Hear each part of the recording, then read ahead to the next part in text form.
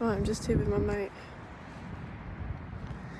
Something coming through about unconditional love, and there were just some posts recently online about no, every relationship has to be conditional.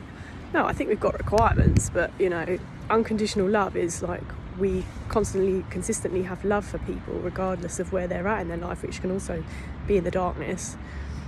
But as long as we keep our boundaries and that doesn't impact how we move and our mood and all of that, then unconditional love is the key. All these conditions and expectations that we have of each other, I think the true real love, or what I've been speaking to about people that have been either in short or long or new emerging relationships, is that being able to hold space for your partner as they move through so many different versions of themselves, because we are constantly evolving beings, and so getting trapped into the idea of comfort or always doing this, or habit and routine, like it's nice to have structure and things for the day, especially if we're channels or have hyper energy, if we're not in nature enough, or in the city, we're not living in our ideal place, but we make the most of where we're at. And basically, I've got so many channels through before I lose the thread. We know how it goes at this point, for those that have been here for a while, is that our partner's evolution doesn't have anything to do with us. Our partner's evolution, husband, friend, whatever, is for them to experience and for us to observe and be a witness. And if that is to go into the deeper depths and the shadows, it might require a bit of emotional distance because we don't want to take on anything that they're moving through. But it doesn't mean they're bad people. It doesn't mean that we can't they can't then come back up from the darkness and emerge into the light, rebirth and reborn, and we reunite in this new energy together, because my strength is your strength is my strength, like my healing is your healing is my healing, and none of us are at the same place. Like, we can meet at each other in a space of like being single and being open to wanting love and intimacy, but at an emotional and a healing level, we're never going to match anybody else exactly, like 100%. That's just not possible, because we've all been born at different times. We've all been through different life experiences. We've had different parents. We've been raised in different cultures. People might have been indoctrinated by religion in some places and pulled themselves out of it. And I'm not anti anything.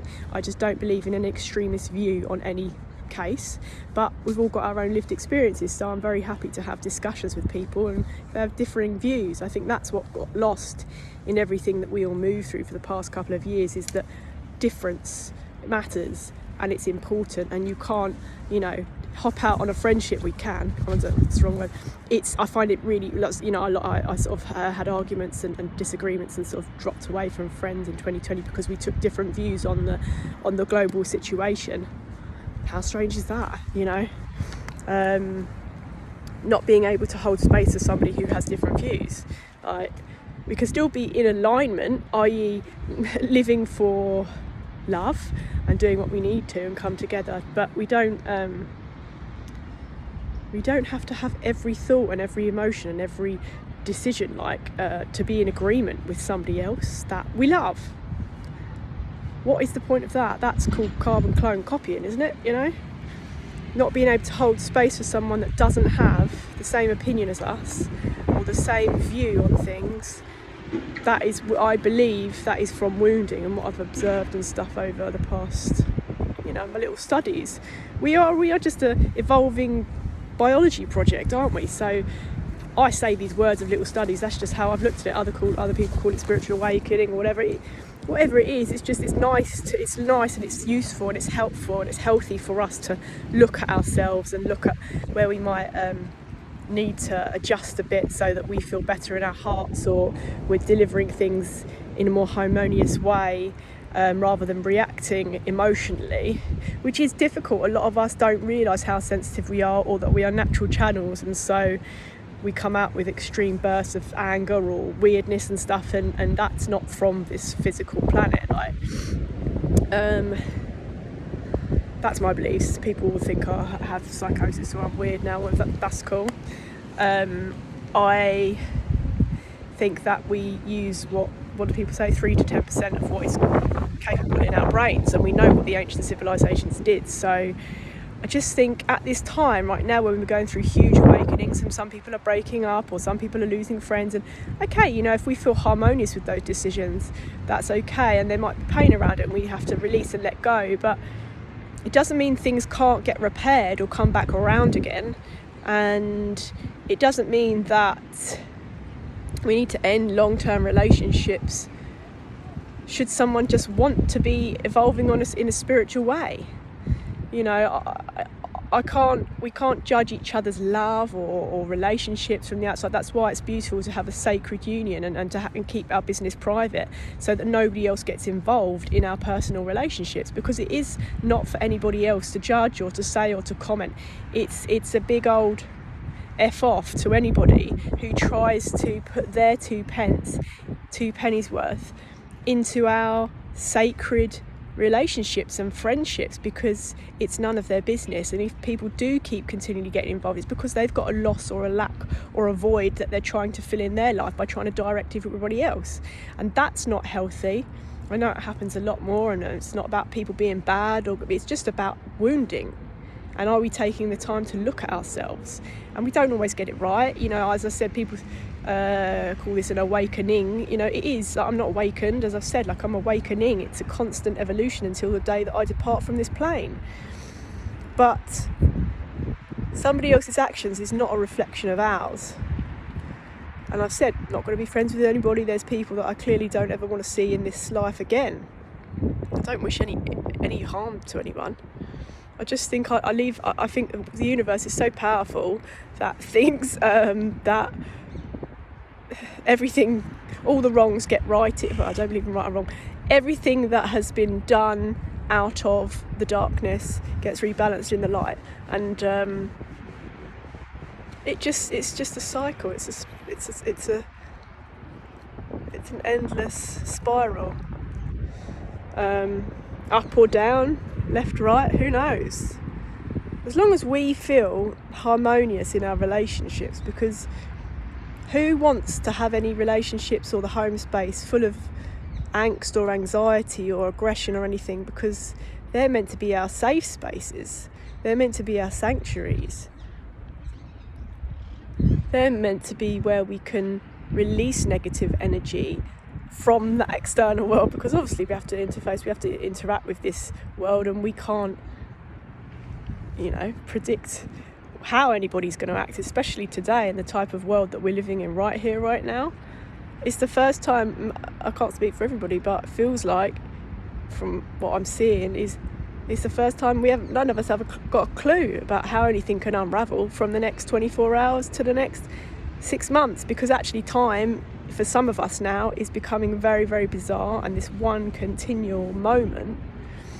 So I think I just feel that I like to align, or like to spend time with people who are open-minded to the difference in the world, and that being a beautiful thing, because we've all been through so much, and sharing is kind of a treasure, and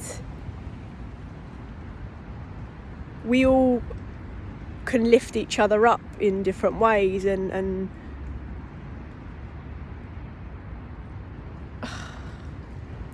I don't know why I'm getting emotional. Peetah Morgan from Morgan Heritage has just passed. I don't know, like, people won't believe this, but it's fine. I connect with musicians on the other side. I don't know why I'm getting so emotional, because well, I never saw him live. I was looking forward to potentially seeing him live in August this year, and I just found out that he was only 47. I didn't realise how young he was, and the impact his music has had on me. Like Reggae Bring Back Love, like when I first hit Jamaica, the sense of liberty and freedom and love, like love vibration, like pure heart, after not travelling for so long and feeling so constricted and restricted in so many ways, which I guess a lot of us felt between 2020 and 2022. That was like one of my big trips. My first trip was to Jamaica, and like Morgan Heritage like left an imprint on my heart.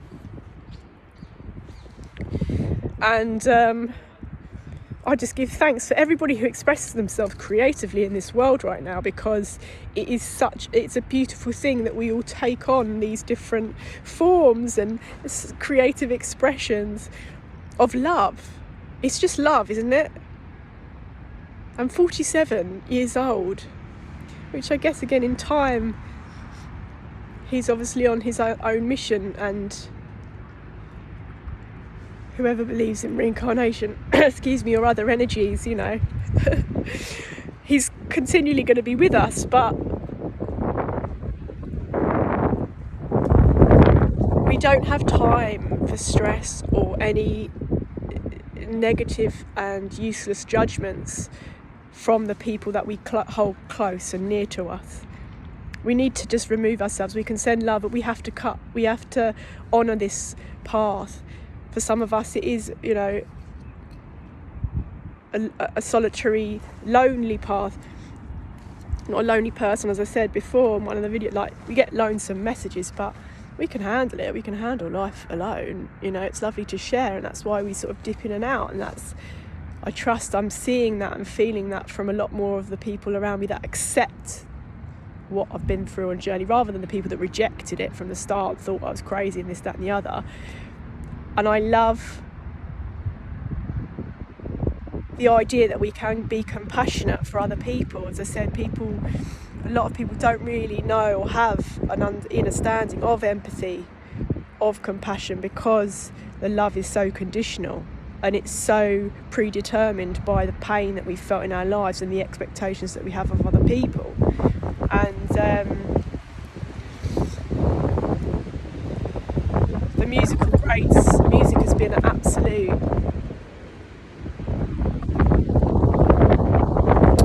what am I trying to say? Mama guy is talking right now.